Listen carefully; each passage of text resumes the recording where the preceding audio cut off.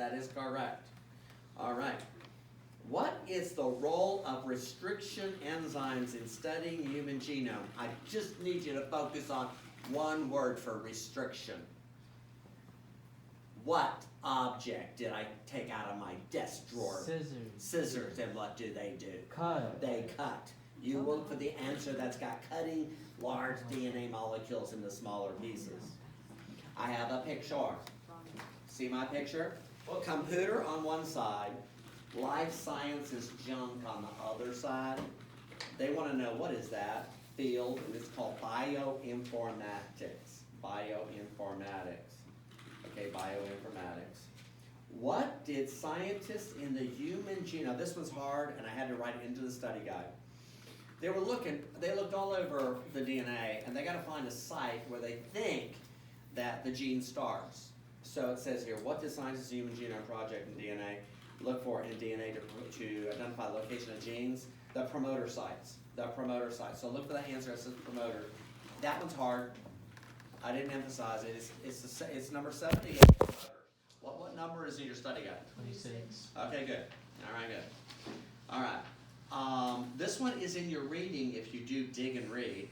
How much of our DNA actually encodes instructions for traits or building proteins? Is it a large number or a very small number? It's a very small number. Is it 2%? Yes. 2%, good. All right, now, here's another thing in your reading if you read. More than 40% of the proteins coded for humans are also similar to proteins found in other organisms, okay, like earthworms, okay? To create okay, does that say that in your study guide? Probably. Okay, circle those two, about the 2% and about the next one, about the 40%. Okay, does it have it there? Yes. Yes, okay, good. To create animals that have the characteristics of both species, some people have bred buffalo and cattle together. This is an example of hybridization. Hybridization. Do I have that in your study guide? Yeah. Okay. Bless you. Bless you. Certain drugs, an example of a drug is a gibberellin, can be used in plant breeding to make polyploid plants. These drugs change the number of chromosomes found in cells. Yes.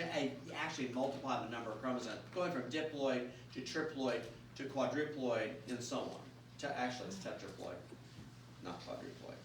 All right, now this one is a thinker, but I'm going to give you the answer. Ready? Got a bacterial culture. It was transformed with recombinant plasmids containing a gene for resistance to penicillin. That means these bacteria are resistant to penicillin. Then you take the bacteria and you throw penicillin on it. What's going to happen to the transformed bacteria? Do they live or die? They live. I'll say it again.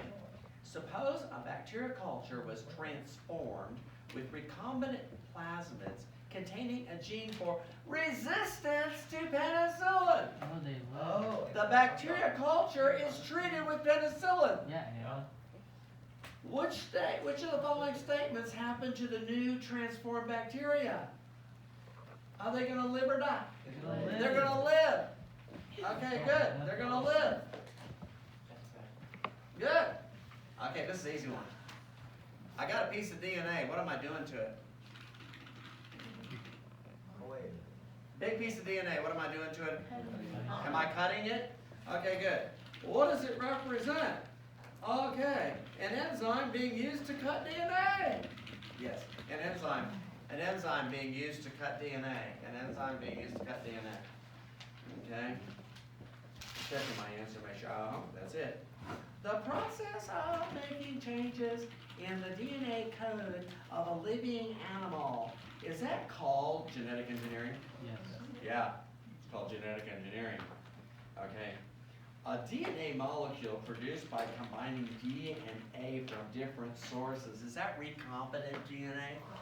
I got DNA from bacteria, I got DNA from a human, I put it together, I get recombinant DNA. Which of the following will require the use of recombinant DNA? What's your famous example? Making human what? Insulin. Making human insulin. Good. We have got We got 12 more to go. Why are plasmids and bacteria so widely used in recombinant DNA studies? It's in your reading, okay?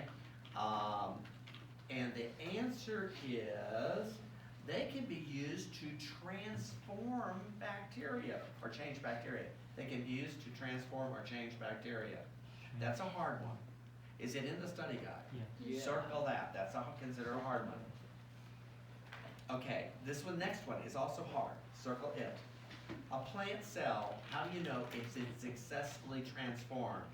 It's successfully transformed if the cell integrates the foreign DNA into one of its chromosomes. Is that in the study guide? Yeah. Okay, that's a tough one. All right. What kind of technique do scientists use to make transgenic organisms? Is that called genetic engineering? Yes. Yes, good. Genetic engineering. To produce transgenic bacteria that make insulin, which of the steps would you do first? What would you do first? I had them on the board.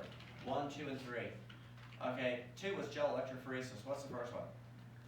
Cut. Was the first one cut? Cut the DNA. Cut out the insulin gene from the human DNA. Cut out the insulin gene from the human DNA. Does that make sense? Yes. Okay, good. GM, that's genetically modified crops, that produce a higher yield per plant than unmodified crops. What would they do? They would produce more food for the same acreage. Does that make sense? Sure. That's an advantage to GM. What is an advantage of producing transgenic plants? It's related to the previous question. Increasing food supply. Increasing food supply. Are those easy? Yeah. Okay, we're down to the last ones. Okay, good. Here's a picture. Okay, look. All right. They take the insulin, they take here, normal hemoglobin gene, and they put it inside a virus, and they're going to try to infect a cell that is in the, and put that in the bone marrow, Would that be, why would the genetic therapy procedure be performed? Would it be to treat a genetic disease? Maybe. Yeah, to treat a genetic disease, yes. What process can prospective parents use to determine if they're carrying recessive alleles for disease? Do they use genetic testing? Yes. Does it have there? The study guide that? 2 parents, they can do genetic testing to find out if they're carrying recessive allele for disease, or even a dominant one like Huntington's now. Yeah.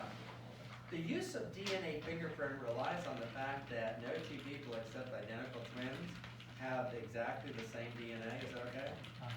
All right, they asked you to identify this picture. What is it? How many people think that looks like DNA fingerprints? Oh, That's what it is. DNA, it looks like barcode, DNA fingerprints. Good. I'm gonna check my answer, make sure I don't trust anything I do anymore. Oh, Okay, sorry. good. Next one. Which of the following correctly describes how DNA fingerprinting of certain genes can be used to establish familial relationships? Hard one, ready? The Y is inherited down from father to son. The Y chromosome is inherited from father to son. All right, here's the other one. Mitochondrial DNA you get from your mama. I got 2 more. We're almost done. 2 more.